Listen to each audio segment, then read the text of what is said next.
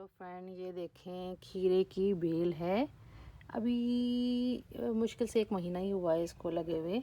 और इसमें देखें फूल काफ़ी सारे नीचे काफ़ी सारे आ गए। ये देखें, नजर नहीं आ रही है। और अंदर ये देखें कितने सारे नीचे तक। यहाँ पर बहुत जल्दी फूल आ जाते हैं। छोटी छोटी सी बेलों में ढेरों फूल आ जाते हैं फल देने के लिए। और ये मैंने इसमें ही मटर की बेल लगाई हुई है, अभी इसमें फूल नहीं आए हैं। और खीरे की सारी बेल में देखें कहाँ गई, ये सारे फूल आ गए नीचे तक।